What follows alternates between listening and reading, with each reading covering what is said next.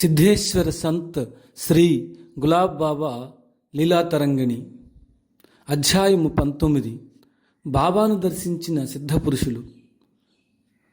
ఓం విఘ్నరాజాయ నమః. ఓం సరస్వత్యై నమః. ఓం గురుభ్యో నమః. ఓం కులదేవతాయై నమః. ఓం సద్గురు గులాబ్ బాబాయ నమః. బాబాను దర్శించేందుకు ఎంతోమంది సిద్ధపురుషులు, మహాత్ములు, ఔలియాలు హరిద్వార్, ఋషికేశ్, బద్రీనాథ్, అయోధ్య, మధుర, ద్వారక, మక్కా, మదీనా మొదలగు ప్రదేశాల నుండి నాగపూరు, కాటేలు, టాకర్ఖేడాలకు వస్తుంటారు. బాబాను దర్శించిన మహాత్ములలో రాష్ట్ర సంత్ తుకడోజీ మహారాజ్, సతీ గోదావరి మాత, పరాడ్ సింగ అనసూయామాత, స్వామి ముక్తానంద మహారాజు, పరమహంస పుండలీక మహారాజు, బర్ఫానంద్ మహారాజు, లహాన్ జీద్యా మహారాజ్, స్వర్గీయ సీతారాం మహారాజ్, నామానంద మహారాజ్ మొదలగు వారు ఎందరో ఉన్నారు. దేవతలు, ఋషులు, మునులు ఆకాశ మార్గాన్ని నుండి బాబాకు హారతలిస్తుండగా భక్తులు చూచిన సంఘటనలు ఉన్నాయి. బాబా పెద్ద పెద్ద పాములతో ఆటలాడుతుండగా ఎందరో చూచారు. కాళీయుని మర్దనము జరిగిన ప్రదేశమైన యమునా నది వద్దకు బాబా వెళ్ళి అక్కడున్న డోట్ లోపలికెళ్ళి అర్ధగంట సేపు కూర్చొని బయటకు వచ్చారు.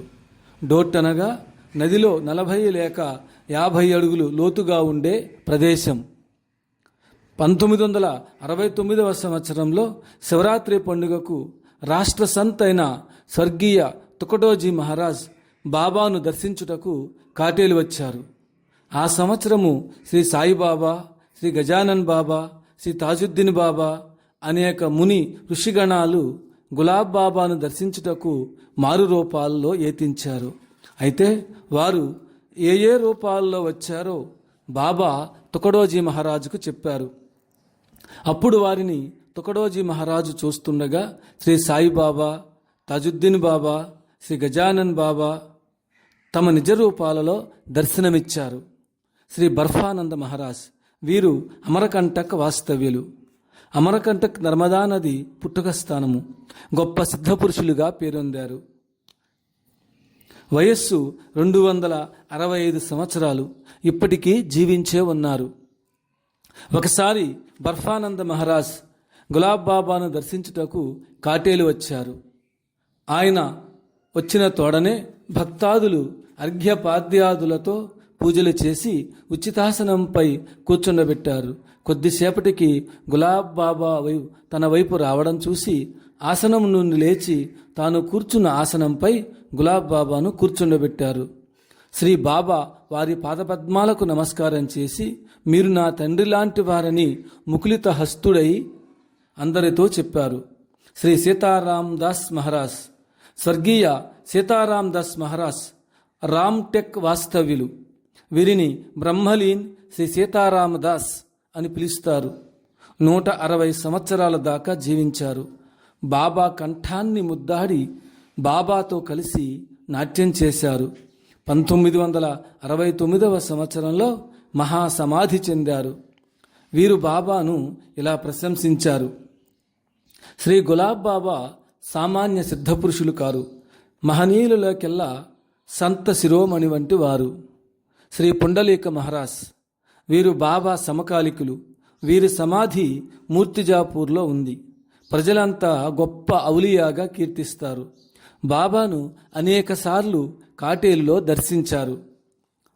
సాక్షాత్తు ద్వాపర యుగం నాటి శ్రీకృష్ణ పరమాత్మని గులాబ్ బాబాను శ్లాఘించారు. లహానుజిత్యా మహారాజ్ ఒకసారి గులాబ్ బాబా వార్ధా వెళ్ళారు. అక్కడున్న సంత్ లహానుజిత్యా అనే సిద్ధపురుషుణ్ణి బాబా దర్శించారు. గులాబ్ బాబా గొప్ప అవతార పురుషులని గుర్తించి మహదానందంతో పరవశించి బాబాతో ఇలా అన్నారు, నీ ధ్యాసలోనే నా జీవితాన్నంతా గడుపుతూ నీ సందర్శనం కొరకు తపిస్తున్నానయ్యా. నా జన్మ తరించిందయ్యా. నాకు కోరదగిన కోర్కెలేమీ లేవని ఆనంద బాష్పాలు కారుస్తూ చెప్పారు. స్వర్గీయ గోదావరి మాత. ఈమె షాకోరి నివాసి అయిన ఉపాసనీ బాబా శిష్యురాలు. శ్రీ మాతాజీ బాబాను దర్శించేందుకు ప్రతి సంవత్సరం వీలైనప్పుడల్లా నాగపూరు, కాటేలు వస్తుండేది. శ్రీ బాబాను తన ఒడిలో కూర్చుండబెట్టుకుని తల్లి తన బిడ్డకు ముద్దలు చేసి నోట్లో పెట్టి తినిపించే విధంగా బాబాకు అన్నము, రొట్టెలు తినిపించేది. బాబా మాతాజీని భక్తులకు పరిచయం చేస్తూ, మాకు శ్రీ మాతాజీ దర్శనం ప్రతినిత్యము లభిస్తుంటుందని, ఈ అమ్మను దర్శించిన మీరంతా చాలా అదృష్టవంతులు అని చెప్పారు. సంత జానాబాయిని, ముక్తాబాయిని మనం చూడలేదు కదా. శ్రీ మాతాజీని చూచిన చాలు. ఈ తల్లి ఆదిశక్తి. ఆమె సంరక్షణలోనే మనమంతా సురక్షితంగా ఉంటున్నాం. మనకేదైనా దొరుకుతుందేమో కానీ ఇలాంటి తల్లి మాత్రము దొరకడం దుర్లభమని బాబా చెప్పారు. ఉభయులకు ఉన్న సంబంధము చాలా నిగూఢమైనది, అంటే ఆధ్యాత్మికపరమైనది. స్వర్గీయ ఆచార్య వినోబాబావే 1964 డిసెంబర్ 14న శ్రీ గులాబ్ బాబా పానార్లో గల ఆశ్రమంలో సంకీర్తన కార్యక్రమాన్ని నిర్వహించారు. వినోబాబావే గారు మౌనవ్రతాన్ని పాటిస్తున్నా బాబా కార్యక్రమాన్ని చూడడానికి వచ్చారు. బాబా యందు భక్తి శ్రద్ధలు ప్రకటన చేస్తూ తన పలక మీద మీరు నా వెంబడి పాదయాత్రకు రావాలి అని కోరారు. కైకాడి మహారాజ్, శ్రీ గాడ్గే బాబా శిష్యుడు శ్రీ కైకాడి మహారాజ్, కైకాడి మహారాజు గారి శిష్యుడు శ్రీ నామానంద్, శ్రీ నామానంద్ శిష్యుడు గులాబ్ బాబా. కైకాడి మహారాజ్ గారు పండరీపురంలో పద్మవ్యూహం కట్టించారు. గులాబ్ బాబా బాలుడిగా ఉన్నప్పుడే గులాబ్ బాబా అవతారమూర్తి అని కైకాడి మహారాజు గ్రహించారు.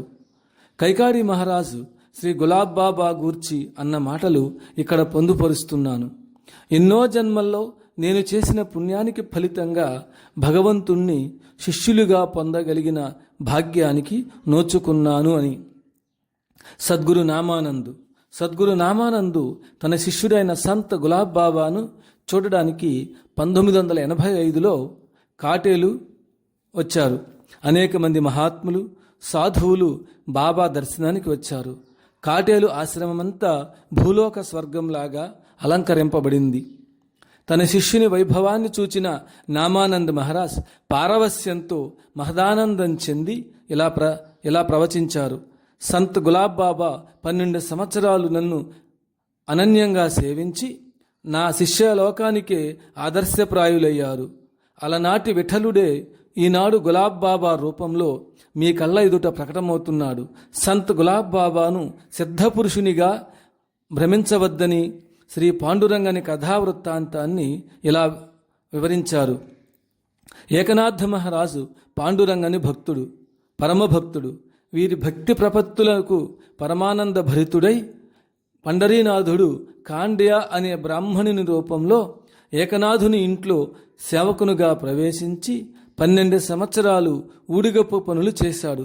శ్రీ కాండ్య వేకుజామున నిద్రలేచి చంద్రభాగా నది నుండి కావడితో నీరు తేవడం, ఇంటి ఆవరణంతా చిమ్మి నీరు చల్లడం, వంటగదిని శుభ్రం చేయడం, వంట పనులలో ఏకనాథుని భార్యకు తోడ్పడడం, పెరుగుని చిలికి వెన్న తీయడం, పాండురంగని పూజకు చందనాన్ని సిద్ధం చేయడం, పూలమాలలు కట్టడం మొదలగు పనులు చేశాడు.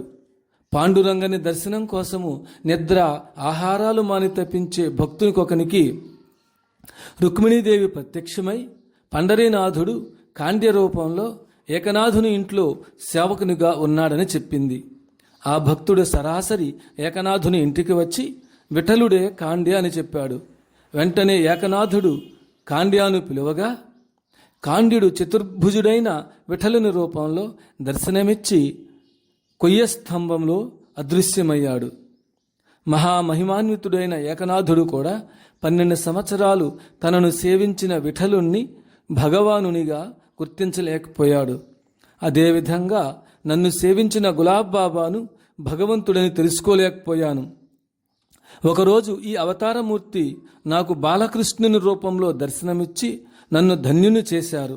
ఏకనాథ్ మహారాజుని భగవంతుడే సేవించినట్లు ఆనాటి ప్రజలు తెలుసుకోలేకపోయారు. అట్లాగే గులాబ్ బాబా భగవంతుని అవతారమని కొద్ది మందికే తెలుసు, అందరికీ తెలియదు. అన్నా తాజుద్దీన్ బాబా. శ్రీ అన్నా తాజుద్దీన్ అసలు పేరు అన్నాదాస్.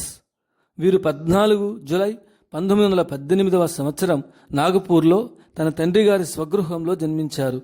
తల్లి పేరు శ్రీమతి బాలాంబ, తండ్రి పేరు మోతీలాల్. హజరత్ తాజుద్దీన్ బాబా కృపాప్రసాదమైన తేజోపుంజమే వీరు. ఈ బాలుడు పూర్తి పేరు అన్నాదాస్ మోతీలాల్ శివపేట్. వీరి పూర్వీకులది మద్రాసు రాష్ట్రం, రజక కులం. అన్నాదాస్ తండ్రి మిలిటరీలో పెద్ద ఆఫీసరుగా పనిచేశాడు. సంపన్నుల కుటుంబం. చిన్నతనం నుండి అమ్మమ్మకు, తల్లిదండ్రులకు గారాల బిడ్డ. బాబా తల్లి 113 సంవత్సరాలు జీవించి స్వర్గస్థురాలైంది. సాయిబాబా సమకాలికులైన తాజుద్దీన్ బాబాను బ్రిటిష్ వారు నాగపూర్ పిచ్చాసుపత్రిలో పెట్టించి బంధించారు. తాజుద్దీన్ బాబాను బ్రిటిష్ వారు నాగపూర్ పిచ్చాసుపత్రిలో పెట్టించి బంధించారు. అన్నాదాస్ అమ్మమ్మ నిత్యము తాజుద్దీన్ బాబా బట్టలు ఉతకడమే కాక అన్నం కూడా తినిపించేది. ఒకసారి ఆమెతో బాబా ఇలా అన్నారు, బేటీ తూనే మేరీ బహుత్ సేవా కీ హై, అబ్ మై జాదా దిన్ రహనే వాలా నహీ. బిడ్డ, నువ్వు చాలా రోజులు నన్ను సేవించావు, చాలా రోజులు ఉండను, నేను వెళ్ళిపోయే సమయము దగ్గరికి వచ్చింది, నీకేదైనా కోరిక ఉంటే కోరుకోమని ఆమెతో చెప్పారు. ఈ మాటలు విని ఆమె భోరుమని ఏడ్చింది. బాబా ఆమెను ఏడవవద్దని ఓదార్చి ఇలా అన్నారు, నీ కూతురుకు బిడ్డలు లేరు కదా, ఈ ప్రసాదము నీ కూతురు చేత తినిపించు, నేనే మీ ఇంటికి వస్తాను. ఆమె బయలుదేరేటప్పుడు ఒంటి నిండా మట్టి పోసి జాగ్రత్తగా దాచుకొమ్మని బాబా చెప్పారు. అది ఆమె మోయలేనంత బరువైన చాలా దూరము మూసుకుని వెళ్ళింది. వృద్ధాప్యం కారణాన బరువు మోయలేక ఆ మట్టిని ఒక చెట్టు వద్ద పారబోసి ఇంటికి వెళ్ళింది. బాబా ఇచ్చిన ప్రసాదాన్ని మాత్రము తన కూతురి చేత తినిపించింది.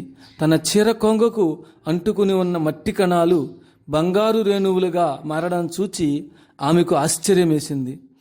తాను చేసిన పొరపాటుకు చింతించింది. ఆ బంగారంతో మనుమడికి ఒక బంగారు గొలుసు చేయించింది.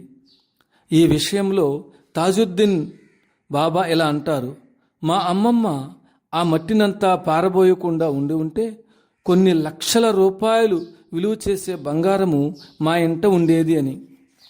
అన్నా తాజుద్దీన్కు 4 తమ్ముళ్ళు 3 చెల్లెళ్ళు కూడా ఉన్నారు. వారంతా సుఖశాంతులతో కాలం గడుపుతున్నారు. అన్నాకు చిన్నప్పటి నుండి హజరత్ తాజుద్దీన్ బాబాపై భక్తి ప్రపత్తులు ఏర్పడ్డాయి. తాజుద్దీన్ బాబా విగ్రహానికి రోజు పూజలు సలుపుతూ హారతులిస్తుండేవాడు. నిరంతరం బాబా గూర్చి భజనలు చేస్తుండేవారు. 1925 సంవత్సరంలో తాజుద్దీన్ బాబా సమాధి అయినారు. ఒకసారి వీరి అమ్మమ్మ మనుమణ్ణి వెంట తీసుకుని తాజుద్దీన్ బాబా సమాధి వేడుకలను చూచేందుకు బయలుదేరింది. వేడుకలు చూడ్డానికి భారతదేశము వివిధ ప్రాంతాల నుండి జనులు తండోపతండాలుగా నాగపూరుకు తరలి వస్తున్నారు. జనసమూహము చాలా రద్దీగా ఉండడం చేత ఆమె ముందరకు పోవడానికి వీలు పడలేదు. సమాధి వద్ద అనేక గంపలతో నింపిన మిఠాయిలు, బర్ఫీలు ఉన్నాయి. తాజుద్దీన్ బాబా సమాధిపై ప్రకటమైన బాలుడైన అన్నాదాస్ని తన వైపుకు రమ్మని సంజ్ఞ చేశాడు అన్నా తాజుద్దీన్. అమ్మమ్మను వదిలిపెట్టి సమాధి దగ్గరకు వెళ్ళాడు. తాజుద్దీన్ బాబా అన్నా జేబులో మిఠాయిలు నింపాడు. మిఠాయిలు తీసుకొని అమ్మమ్మ దగ్గరకు వచ్చాడు. మనుమడి జేబులో ఉన్న మిఠాయిల్ని చూసి చప్పా చేయకుండా తీసుకొచ్చాడని ఆమె గాబరా పడింది. అప్పుడు ఆ బాలుడు అమ్మమ్మతో ఇలా చెప్పాడు, బాబాగారే నన్ను పిలిచి ఈ మిఠాయిలు జేబులో పెట్టారని. వెంటనే ఆమె సమాధి వైపుకు చూడగా బాబా ఆమెకు కనిపించలేదు. రెండవసారి కూడా తాజుద్దీన్ బాబా అన్నాను రమ్మని చేతితో సైగ చేశాడు. జేబులోని ప్రసాదాలు ఖాళీ చేసి మరలా సమాధి వైపుకి అన్నా నెమ్మదిగా పరిగెత్తాడు. రెండవసారి కూడా అతని జేబుల నిండా మిఠాయిల ప్రసాదం నింపాడు. కొద్దిసేపు మనుమడు కనపడనందులకు ఆమెకు ఆందోళన ఎక్కువైంది. అన్న అమ్మమ్మ దగ్గరకు వచ్చి బాబా పెట్టిన ప్రసాదాలు రెండవసారి చూపించాడు. మరలా ఆమె సమాధి వైపుకు చూడగా బాబా కనపడలేదు. ఈ అనుభవం వలన తన మనుమడు సామాన్య బాలుడు కాదని, తాజుద్దీన్ బాబా వరప్రసాది అని ఆమె విశ్వాసము మరింత బలపడింది. ఆనాటి నుండి ఆమెకు మనుమనిపై ప్రేమానురాగాలు ఎక్కువై జాగ్రత్తగా పెంచింది. అన్నాకు చదువు సంధ్యల యందు ఆసక్తి కలుగలేదు. 8వ తరగతి వరకు మాత్రమే చదివారు. రాత్రింబవళ్ళు తాజుద్దీన్ బాబాకు అర్చనలు, భజనలు చేయడంలో నిమగ్నుడయ్యేవాడు. కుస్తీలు పట్టడం నేర్చుకుని అందరినీ కుస్తీల్లో ఓడించి పేరు ప్రఖ్యాతులు సంపాదించారు. ఇంట్లో వారందరికీ అన్నాజీపై ప్రేమానురాగాలు రోజురోజుకి ఎక్కువయ్యాయి. అన్నాకు మంచి ఖరీదైన బట్టలు, చెప్పులు, బంగారు ఉంగరం ధరింపచేశారు. అన్నాజీకి వివాహం చేసుకోవడం ఇష్టం లేకపోయినా తల్లిదండ్రుల బలవంతంపై 20వ ఏట వివాహం చేసుకున్నాడు. భార్య వయస్సు 18 సంవత్సరాలు. పేరు సుందరీబాయి. వైవాహిక జీవితమందు విరక్తి కలిగి ఇంట్లో చెప్పా చేయకుండా అన్నా ఒక రోజున బయలుదేరాడు. ఎక్కడికి వెళ్ళింది ఎవరికీ తెలియదు. అన్నాజీ బెంగాల్, ఢాకాలకు ప్రయాణమైపోయారు. ఆకలి దప్పులు, శీతోష్ణాదులు లెక్క చేయకుండగానే క్రేకారణ్యాలలో కాలినడకనే ప్రయాణం సాగించాడు. ఆకలి చంపుకోవడానికి చెట్ల ఆకులు తిని నీరు త్రాగేవారు. అరణ్యం మధ్యలో ఒక దేవీ మందిరాన్ని చూచాడు. ఆ మందిరం చేరడానికి మార్గమధ్యంలో పెద్ద పెద్ద కొండరాళ్ళు, ముళ్ళు, పాములు, తేళ్లు మొదలగు వాటిని దాటిపోవలసి వచ్చింది. పాములు, తేళ్లు వారికి ఎలాంటి హాని చేయకుండా స్వాగతం పలికాయి. అక్కడకు చేరేటప్పటికి అర్ధరాత్రి అయింది. మందిరంలో ఒక దీపం మాత్రం వెలుగుతూ ఉంది. ఆ దీపాన్ని ఎవరు వెలిగించారో అంతుపట్టని విషయంగా తోచింది. అన్న మందిరంలోని అష్టభుజదేవి విగ్రహాన్ని చూచాడు. అమ్మకు సాష్టాంగ ప్రణామాలు చేసి అక్కడే ఆ రాత్రి పడుకున్నాడు. బాగా అలిసిన కారణాన గాఢ నిద్ర పట్టింది. ఉదయాన్నే లేచి చూడగా ఆ దేవి చేతిలోని కత్తి రక్తసిక్తమై ఉన్నది. ఆ దృశ్యాన్ని చూచి అన్న భయపడ్డాడు. దేవీ విగ్రహం కళ్ళలో తన కళ్ళు పెట్టి తదేకంగా చూచాడు. అమ్మ నవ్వి ప్రత్యక్షమై అతని నొసట రక్తంతో బొట్టు పెట్టింది. జపమాల, చీరముక్క ఇచ్చి ఆశీర్వదించింది. ఈ ప్రాంతమందే అన్నాకు అమ్మ యొక్క దివ్యశక్తి లభించింది. జగదాంబ అన్నాకు చీరముక్క ఇచ్చిందంటే వైవాహిక జీవితాన్ని ఋషి సాంప్రదాయంలో కొనసాగిస్తూ ఆధ్యాత్మికంగా పురోగమించమని సంకేతంగా భావించవచ్చు. భగవంతుని యందు మనస్సు నిలపాలే గాని వైవాహిక జీవితము ఆధ్యాత్మిక జీవితానికి అడ్డుగోడ కాదు అని భావము. ఆధ్యాత్మిక పురోగమనానికి సన్యసించనవసరం లేదని అమ్మ సూచన కాబోలు. అష్టభుజదేవి ప్రసాదం అందుకొని ముందుకు బయలుదేరాడు అన్న. అలా కొన్నాళ్లు ప్రయాణం చేసి ఒక సాధు పొంగవని మఠానికి చేరాడు. ఆ సాధువు పొట్ట చాలా పెద్దది. ఆయన తన తల వెంట్రుకలనే పక్కగా చేసుకుని పడుకున్నాడు. వారి వయస్సు 700 సంవత్సరాలు ఉంటుంది. అక్కడున్న వారంతా అక్కడ లభించే కందమూలాలను నిప్పుల్లో కాల్చి పాలతో భుజిస్తారు. ఆ సాధు మహాత్ముని కనురెప్పలు జాన కంటే పొడవుగా ఉన్నాయి. కనురెప్పల వెంట్రుకలు ముఖాన్ని కప్పివేశాయి. వారిని చూడాలంటే వెంట్రుకలను పైకి తొలగిస్తే కానీ చూడలేరు. ఆ సాధు మహాత్ముడు అన్నాను చూడగానే ప్రేమ ఆప్యాయాలతో ఆదరించాడు. ఆ మహాత్ముని అన్న కొంతకాలము భక్తి శ్రద్ధలతో సేవించాడు. ఆయన అన్నా సేవలకు సంతోషించి 2 మణులు ఇచ్చి దీవించి పంపారు. సాధుజీ ప్రసాదము, అష్టభుజదేవి మహాప్రసాదం అందుకొని ముందుకు ప్రయాణం సాగించాడు.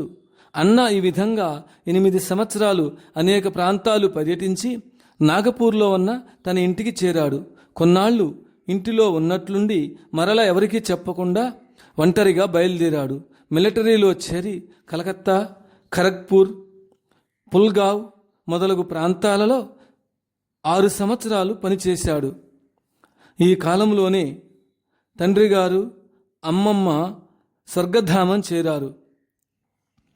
అన్నాజీ తల్లి తన భార్య అయిన సుందరీబాయిని చాలా బాధలు పెడుతుండేది. అన్నాజీ మరల ఇంటికి తిరిగి వచ్చి తన భార్యను తీసుకొని గోబర్వాడి, భిలాయ్, బిలాస్పూర్ మొదలగు ప్రాంతాలలో చాలా కాలం నివసించాడు. ఇక్కడి నుంచే వీరి గృహస్థ జీవితము ప్రారంభమైంది. సాంసారిక జీవితాన్ని ఋషి సాంప్రదాయంతో గడుపుతూ నిరంతరం రాత్రి వేళల్లో ధ్యాన సముద్రంలో మునిగి ఉండేవారు. రమాబాయి, మోతీలాల్, రమేష్ అనే 3 పిల్లలు కలిగారు. భార్యాబిడ్డలతో నాగ్పూర్ వచ్చి తల్లిగారితో జీవించసాగాడు. సంసార చక్రము గడపడానికి హోటలు, లాండ్రీ షాపు నడిపారు. హోటలు బాగా సాగనందువలన మూసివేయవలసి వచ్చింది. లాండ్రీ షాప్ మాత్రము ఇప్పటికీ నాగపూర్ ఘాట్ రోడ్లో అన్నా కుమారుడు నడుపుతున్నాడు. తండ్రి గారు, అమ్మమ్మ దివంగతులైన తర్వాత కుటుంబ ఆర్థిక పరిస్థితి క్షీణించి భార్యాబిడ్డలతో సహా పస్తులతో జీవించసాగారు. భార్యాబిడ్డలను తీసుకుని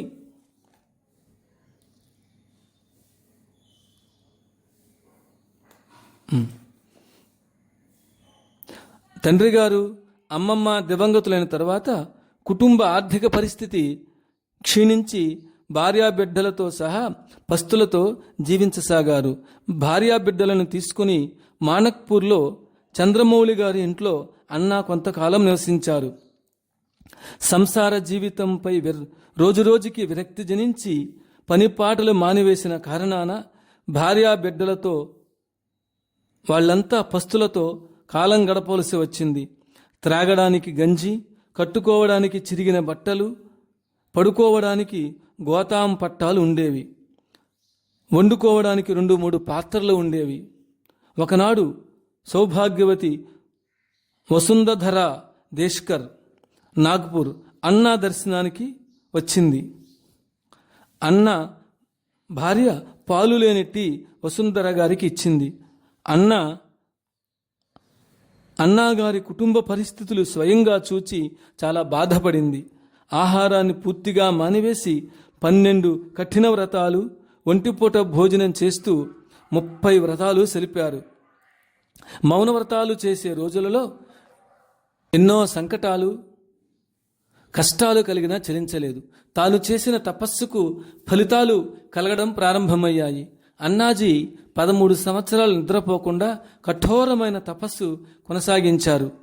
ఒకసారి 51 దినాలు, మరొకసారి 41 దినాలు నిలబడి తపస్సు చేశారు. ఈ కాలంలో ఎవరైనా ఉపాహారం పెడితే తినేవారు, లేకపోతే ఆకలితోనే ఉండేవారు. మంచినీరు కూడా ముట్టేవారు కాదు. వర్షాలు పడే రోజులలో చంద్రవ్రతాన్ని పాటించి చంద్రుని దర్శనమయ్యేంత వరకు అన్నపానీయాలు కూడా ముట్టేవారు కాదు. అప్పటిలో చంద్రదర్శనము 3-4 రోజులకు కూడా అయ్యేది కాదు. చంద్రదర్శనమయ్యేంత వరకు నిలబడే ఉండేవారు. రాత్రుళ్ళు అడవులలో పులులు, పాములు, చిన్న చిన్న జంతువులు అన్నాను కనిపెట్టుకొని ఉండేవి. తాను నిలబడి ఉన్న చోటును విడిచేవారు కాదు. అదే ప్రదేశంలో ఒక పొడవైన స్తంభాన్ని పాతి జెండా కట్టారు. ప్రజలంతా వీరిని జెండావాలే బాబా అని పిలుస్తారు. కఠోర తపస్సు చేసిన కారణాన అన్నాలో భగవత్ శక్తి అనంతంగా ప్రకటమైంది. భక్తజనుల యొక్క కష్టాలు తీర్చేటందులకు, దుఃఖాలను బాపేటందులకు ఆనాడు జోలి పెట్టుకొని నిలబడి భక్తుల పాపాలను, కష్టాలను తన జోలులో వేసుకుని తానే ఆ కష్టాలను అనుభవించారు. భగవాన్ గులాబ్ బాబా ఆశీస్సుల ప్రభావం వల్లనే ఇదంతా జరుగుతుందని చెప్తుంటారు. అందరి కష్టాలను తొలగిస్తూ తన నిజ జీవితంలో అనేక కష్టాలకు గురి అయ్యారు.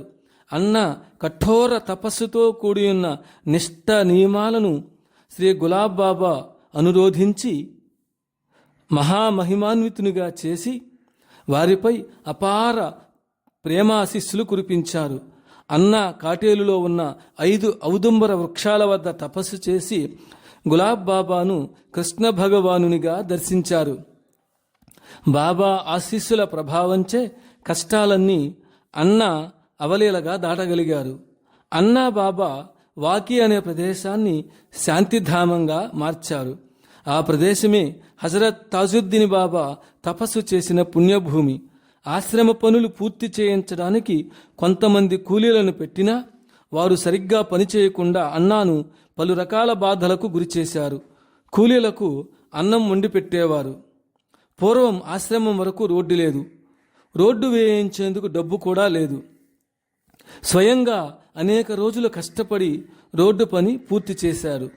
ఆశ్రమం పని పూర్తయిన తర్వాత ప్రతి సంవత్సరము గోకులాష్టమి, శివరాత్రి పర్వదినాలలో గులాబ్ బాబా వెంట వచ్చేవారు. కోరటి ఘాట్ రోడ్డు మీద భిక్షగాండ్రకు అన్నదాన కార్యక్రమం నిర్వహించారు. అన్నదాన కార్యక్రమానికి 15 లేక 20 వేల మంది వచ్చి భుజించారు.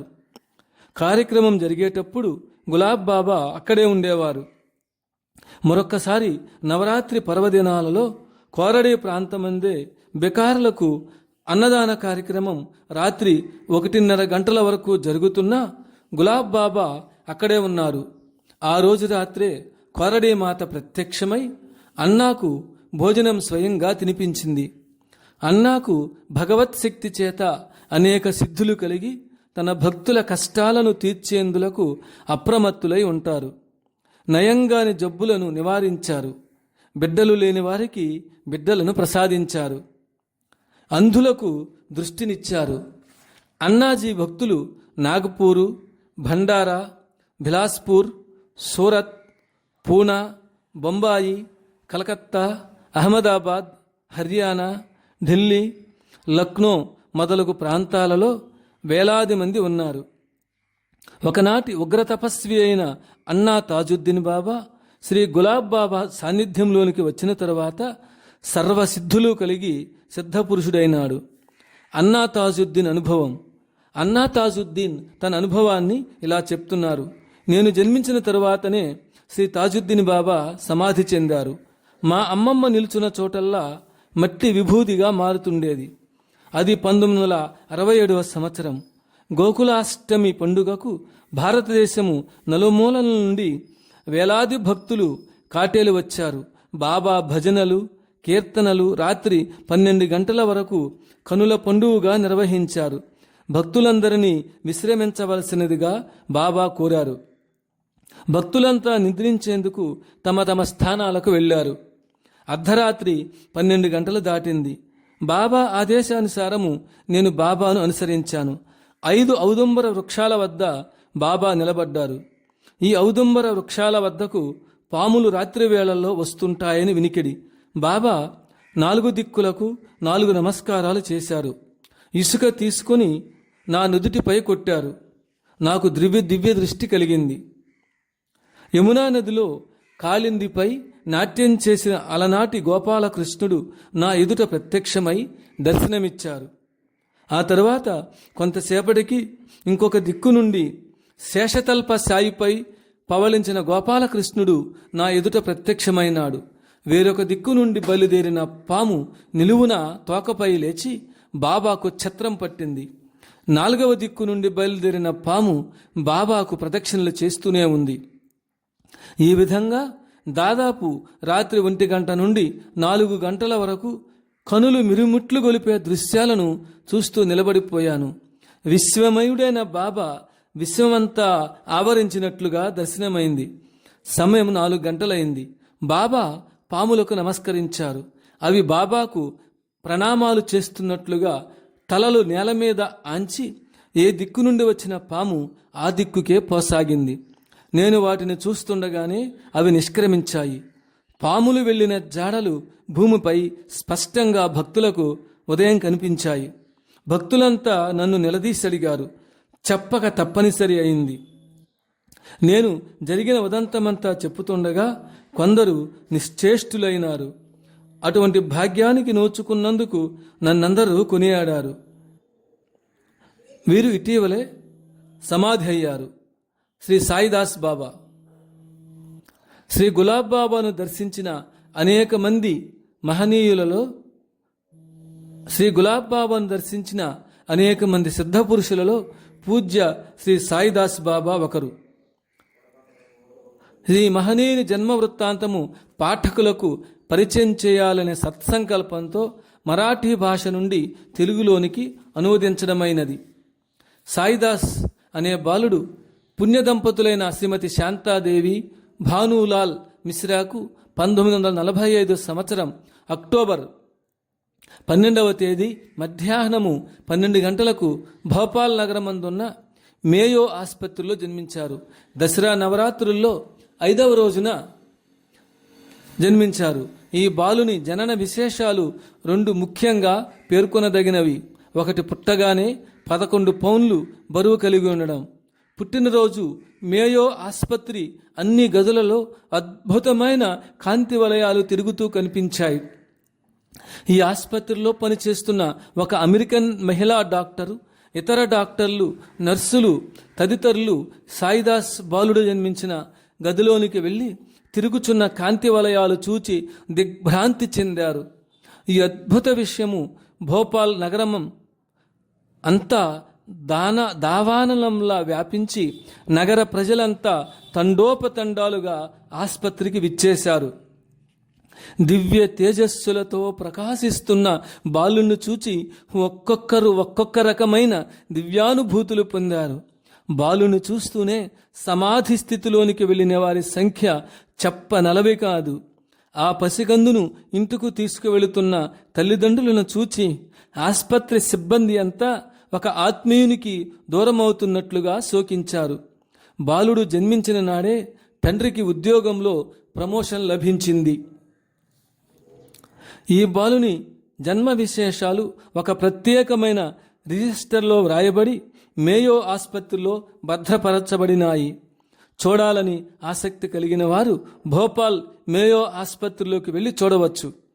ఆ రోజుల్లో చాలామంది శిశువులు పుట్టి మరణించిన కారణాన తల్లిదండ్రులు భయపడి ఆ బిడ్డకు ఎలాంటి అవాంఛనీయ సంఘటనలు జరగకుండేందుకు మరలా మేయో ఆసుపత్రిలో చేర్పించారు. 1945 సంవత్సరం అక్టోబర్ 11వ తేదీన సాయిదాస్ ముత్తాతగారైన శ్రీ పూర్ణ చంద్ర మిశ్రాకు స్వప్నంలో ఒక దివ్య జ్యోతిర్మయి మహాపురుషుడు దర్శనమిచ్చి ఇలా చెప్పారు: మీ వంశంలో అనేక అంశాలతో కూడిన భగవదవతార పురుషుడు జన్మించి విశ్వ కళ్యాణానికి కారణభూతుడవుతాడు. మరుగుపడిన సనాతన ధర్మాలను ఆధ్యాత్మిక క్షేత్రంలో పునఃప్రతిష్ఠ చేస్తాడు. ఈ పుట్టబోయే బిడ్డలో అన్ని ధర్మాల దివ్యశక్తులు మూర్తిభవించి ఉంటాయి. సర్వతీర్థాలు అతని పాదాల యందు నివాసం చేస్తుంటాయి. సమాజంలోని దీన దుఃఖితులను, దరిద్ర నారాయణులను ఈ బిడ్డ ఆధారస్తంభమై ఉద్ధరిస్తాడు. ఇలా చెబుతున్న జ్యోతిర్మయి మహాపురుషుని చేతుల్లో పుట్టబోయే బాలుడు ప్రకటమయ్యాడు. బాలుడు జ్యోతిర్మయి మహాపురుషుని చేతుల్లో నుండి ముత్తాత ఒడిలోకి రావాలని ఉరకలు వేయసాగాడు. అప్పుడు మిశ్రా గారు బాలుని ఒడిలోకి తీసుకుని అతని సర్వాంగములు ప్రేమతో నిమిరారు. బాలుని స్పర్శానుభూతి వలన ఆనందాతిశయము పొంది స్వప్నంలోనే ఏడవసాగారు. కొన్ని రోజుల తర్వాత పసిబిడ్డలను ఆసుపత్రి నుండి ఇంటికి తీసుకువచ్చారు. ముత్తాత అయిన పూర్ణచంద్ర మిశ్రా ఆ పసిబాలుని చూస్తూనే స్థాణువయ్యాడు. చాలాసేపు వరకు మాట్లాడలేకపోయాడు. నిశ్చేష్టుడై చూస్తున్న మిశ్రా గారిని కుటుంబ సభ్యులు గట్టిగా ఊపారు. నిద్ర నుండి లేచిన వానివలే బాహ్య స్మృతిలోనికి వచ్చి అద్భుతం, మహాద్భుతం అని కేకలు వేశారు. కొంతసేపటికి ఆయన స్థిమితపడి తన స్వప్న వృత్తాంతాన్ని ఇలా వివరించాడు: ఈ రూపురేఖలు కలిగిన బాలుడే నాకు స్వప్నంలో కనిపించాడు. వెంటనే బాలుణ్ణి తన ఛాతీకి హత్తుకొని సమాధి స్థితిని పొందాడు. 1 గంట తరువాత సమాధి స్థితిని వీడి బాహ్య స్మృతిలోకి వచ్చి పిల్లవాని తల్లితిలా అన్నాడు: వాస్తవంగా ఈ బాలుడు నీ బిడ్డ కాదు, ఈ బిడ్డ భగవంతుని కుమారుడే. ఈ పిల్లవాడు వెలకట్టలేని ఆణిముత్యము. జాగ్రత్తగా పెంచవలసిన బాధ్యత నీ మీద ఉంది. ఈ నా మాటలు సత్యమా కాదా అన్న విషయము భవిష్యత్తులో మీకే తెలుస్తుంది. 91 సంవత్సరాల నా అనుష్ఠాన ఫలితం వల్ల మన వంశంలో మహాపురుషుడు జన్మించాడు. ఇది భగవంతుని గొప్ప లీలా విశేషం.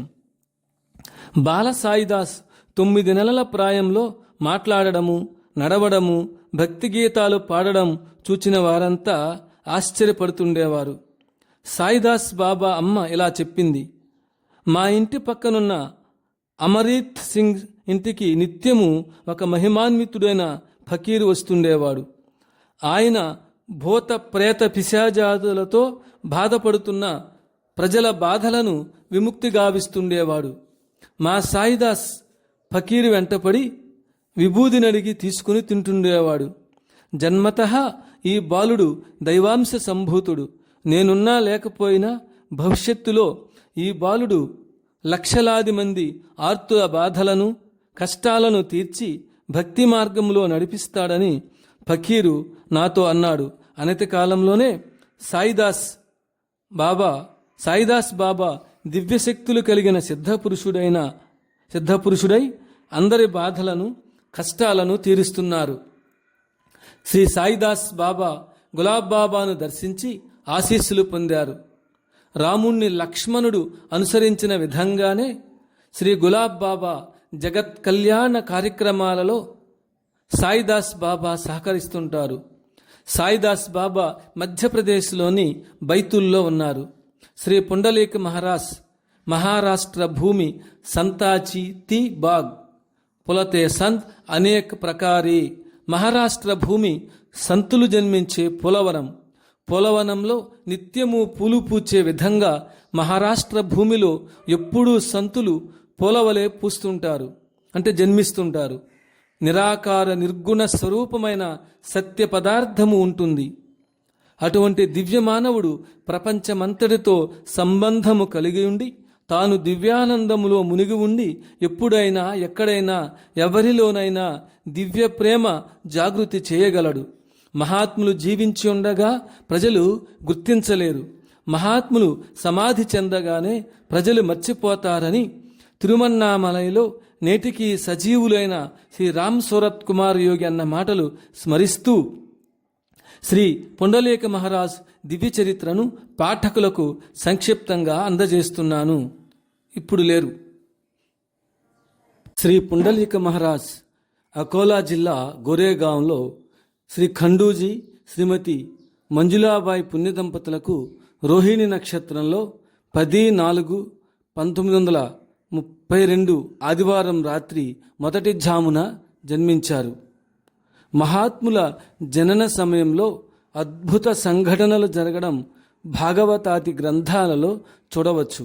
అలాగే శ్రీ పుండలీక మహారాజ్ జన్మ సమయంలో కొన్ని అద్భుతాలు జరిగాయి.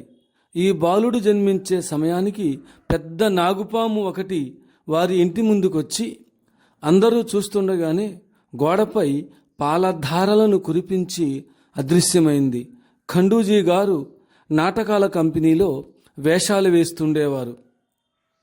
భక్త పుండలీకుని నాటక ప్రదర్శన జరుగుతున్న సమయంలో జటాధారి అయిన సాధు ఒకరు సరాసరి స్టేజ్ పైకి వచ్చి ఖండూజీతో, నాలాంటి పుత్రుడే నీకిప్పుడు జన్మించారు, జాగ్రత్తగా పెంచుకో అని చెప్పి వెళ్ళిపోయారు.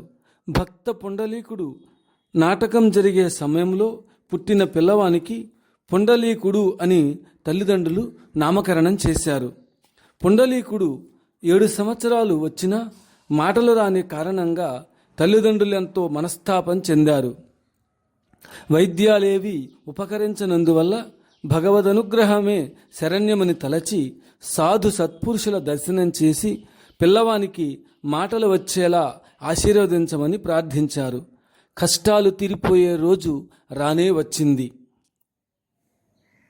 వారి అదృష్టం పండింది. ఒకరోజు పరశురాం బాబా ఖండూజీ ఇంటికి వచ్చి, ఆ మాటలు రాని పిల్లవాడిని తెచ్చి నాకెదురుగా కూర్చోబెట్టండి అన్నారు.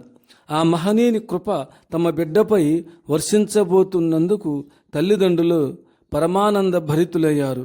పుండలీకుణ్ణి సాధు మహారాజ్ ఎదురుగా కూర్చోబెట్టారు. యోగిరాజు తన కృపాదృష్టిని పుండలీకునిపై నిలిపారు.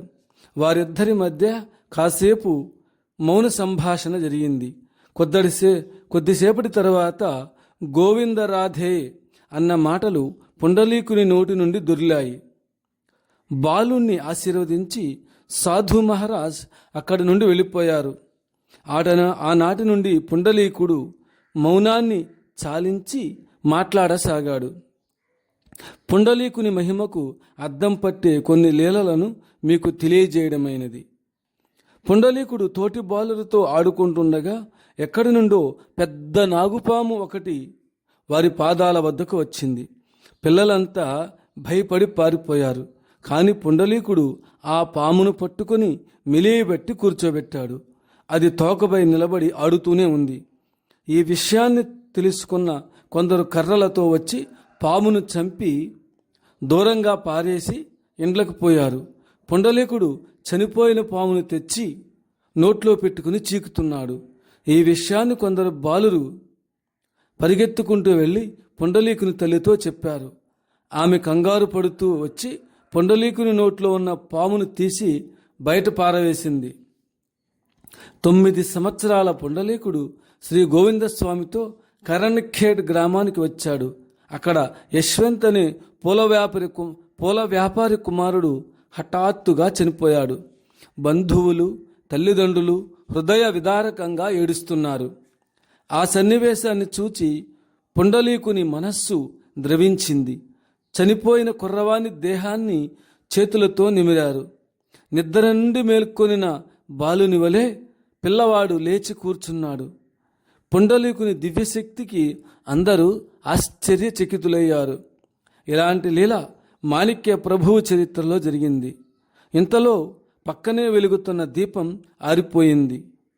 ఆ ప్రమిదిలో నీరు పోసి వెలిగించారు. దీపం తెల్లవార్లు వెలుగుతూనే ఉంది. అందరూ పుండలీకుని దివ్యత్వాన్ని గుర్తించారు. పుండలీకుడు అక్కడ నుండి కుటాసా గ్రామానికి విచ్చేశారు. ఆ గ్రామస్తులందరూ పుండలీకుణ్ణి భక్తి విశ్వాసాలతో సేవించుకున్నారు. ఒకనాడు గాడ్గే మహారాజ్ శిష్యుడైన రాధాకిషన్ అనే సాధు పుంగవుడు గ్రామాల్లో అఖండ నామ సంకీర్తనము చేస్తూ కుటాసా గ్రామానికి వచ్చారు. ఊరి వెలుపల ఉన్న చెరువు నీటిపై పద్మాసనంలో కూర్చొని నిశ్చల ధ్యాన సమాధిలో ఉన్న పుండలీకుణ్ణి చూసి ఆ సాధువు దిగ్భ్రాంతి చెందాడు. కొద్దిసేపటి తరువాత పుండలీకుడు కండ్లు తెరిచి నీటి బయటకు వచ్చి తన దర్శనానికి వచ్చిన సాధువును తన దగ్గరకు రమ్మని సైగ చేస్తూ, నేనే శివుణ్ణి, నా పాదాలు కడిగి నమస్కరించుకో అన్నారు. భక్తి పారవస్యంతో పులకించిన సాధువు దివ్య తేజస్సుతో వెలిగిపోతున్న శ్రీ పుండలీకుని పాదాలు కడిగి నమస్కరించి కండ్లకద్దుకున్నాడు. పుండలీకుడు సాక్షాత్తు పరమశివుని అవతారంగా గుర్తించి సేవించాడు. దైవస్వరూపుడైన మహాత్ములను తమ సాటి మానవునిగా భ్రమించి అనేక బాధలకు గురి చేసి పాపాన్ని మూటకొట్టుకునే మూర్ఖులు అన్ని కాలాల్లో ఉన్నారు. మిరపకాయల వ్యాపారి ఒకడు రోడ్డుపై ఎండు మిరపకాయలను ఎండబోశాడు. భక్తి పారవస్యంతో నామ సంకీర్తన చేస్తున్న పుండలీకుడు మిరపకాయలను తొక్కుకుంటూ వెళ్ళాడు. వ్యాపారి కోపంతో పండ్లు కొరుకుతూ పుండలీకుణ్ణి ఖాళీ మిరపకాయల బస్తాలో బంధించి మూతి కుట్టి ఉంచాడు. తెల్లవారాక గాని మూతి విప్పి చూడలేదు.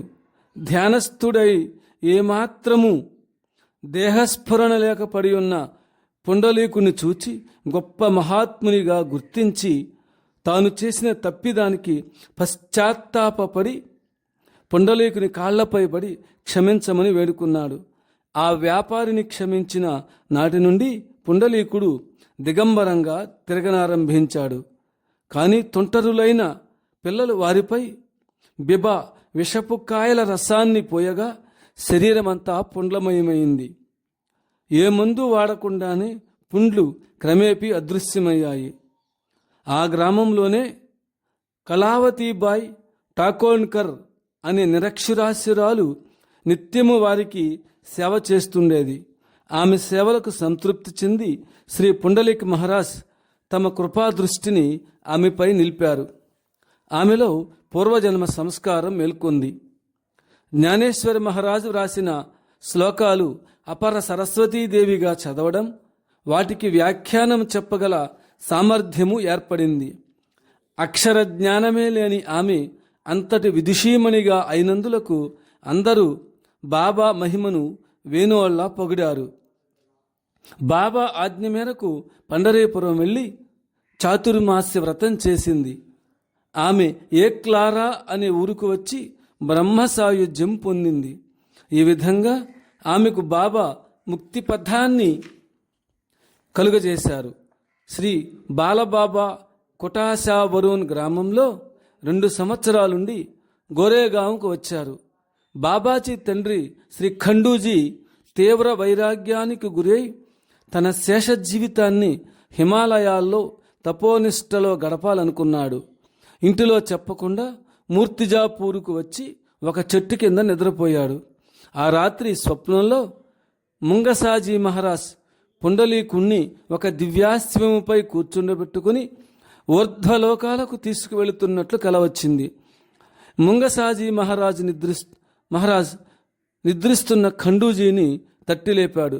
తుల్లిపడి లేచిన ఖండూజీ అన్ని వైపులా పారచూశాడు. ఎవరూ కనపడలేదు.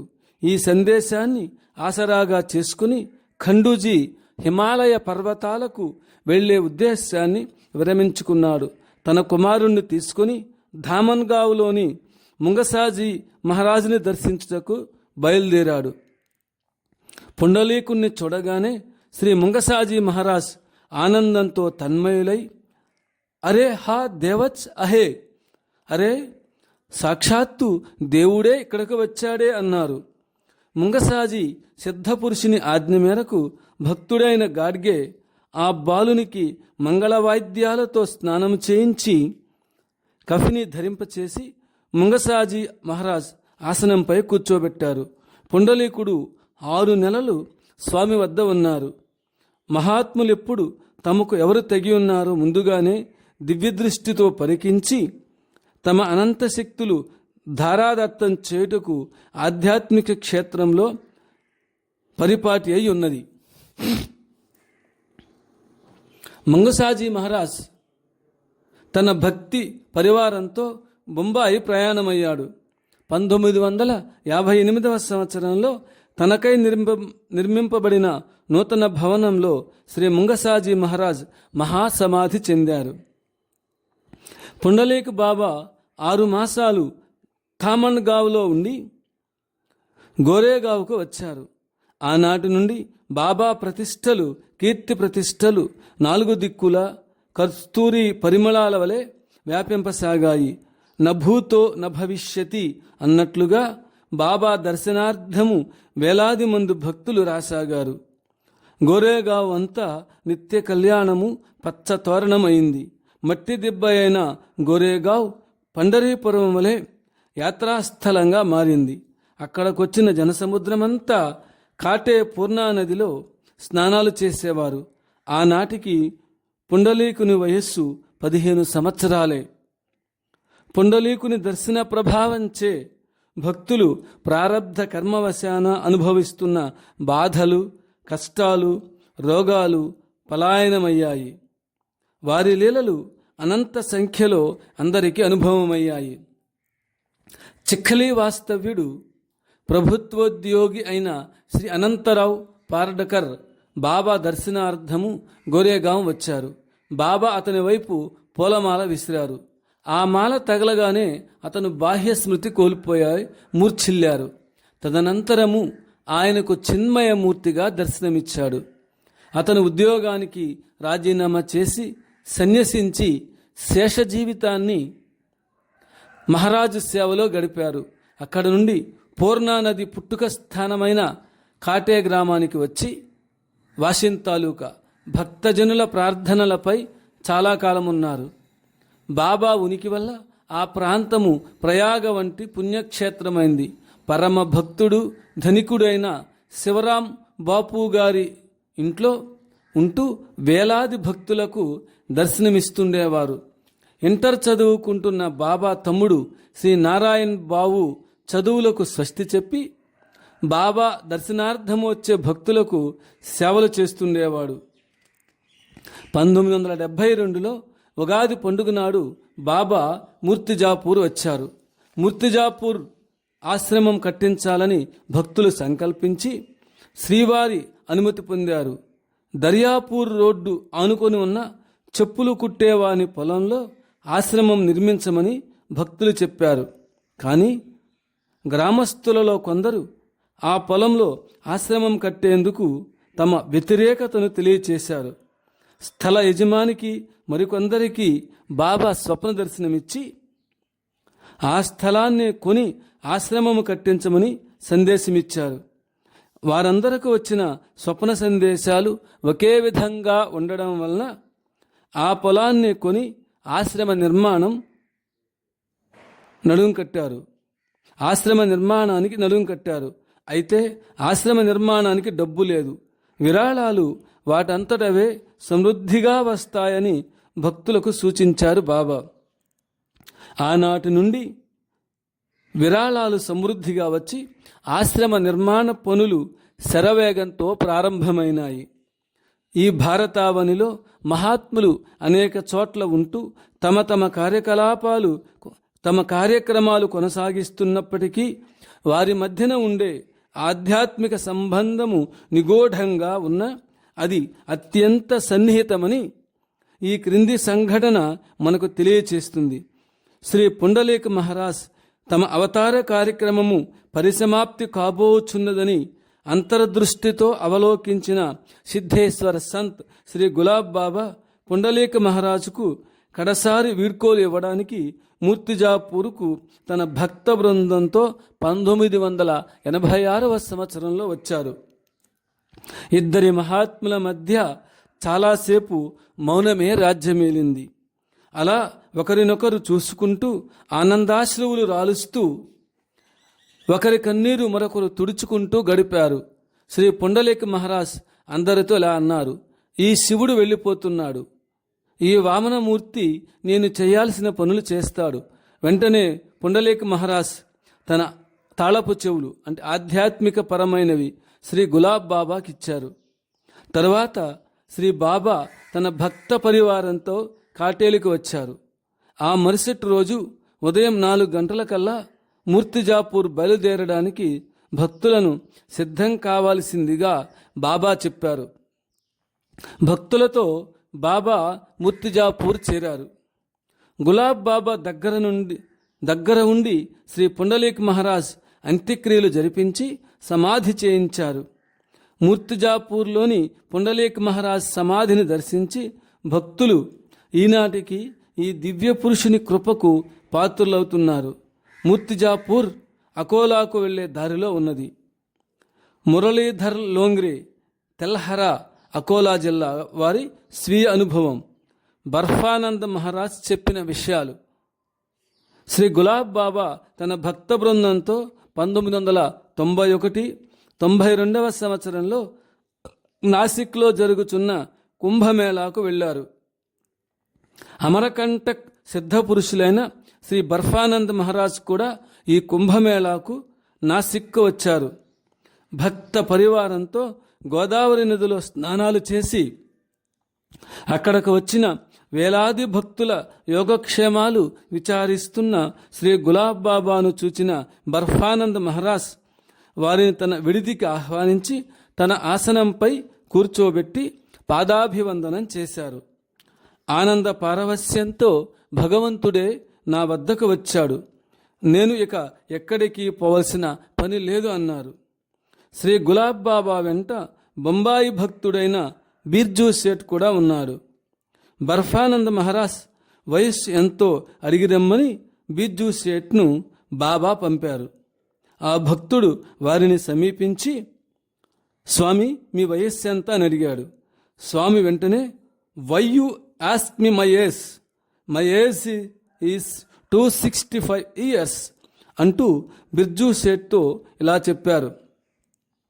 నేను బాల్యంలో ఉండగా శ్రీ గులాబ్ బాబా, శ్రీ గజానన్ మహారాజ్ దర్శనమిచ్చి నాకు దీక్ష ఇచ్చారు. వారిద్దరూ భగవానులే. ఇప్పుడు ఏ రూపంలో నా దగ్గరకు వచ్చి దర్శనమిచ్చారో నా బాల్యంలో కూడా శ్రీ గులాబ్ బాబా, శ్రీ గజానన్ మహారాజ్ అదే రూపాలలో దర్శనమిచ్చి నన్ను అనుగ్రహించారు. ఇది అంతములేని భగవానుని వయస్సు ముందు నా వయస్సు ఏపాటిది? వారి ముందు నేను ఇంకా బాలుడనే. ఈ సృష్టిలోని ప్రతి అణువు వారి సంతానమే కదా అని అంటూ ఆనందాశ్రువులు రాల్చారు. బాబా ఎందరో భక్తుల కళ్ళజబ్బులను తన కళ్ళకు ఆపాదించుకుని 2 కళ్ళు మూసుకుపోయి 3 మాసాలు నాగపూర్ హాస్పిటల్లో ఉన్నారు. 1984. గత 30 సంవత్సరాల నుండి భక్తుల క్యాన్సరు, హృదయ సంబంధమైన వ్యాధులను స్వీకరించి నడవలేని స్థితికి వచ్చారు.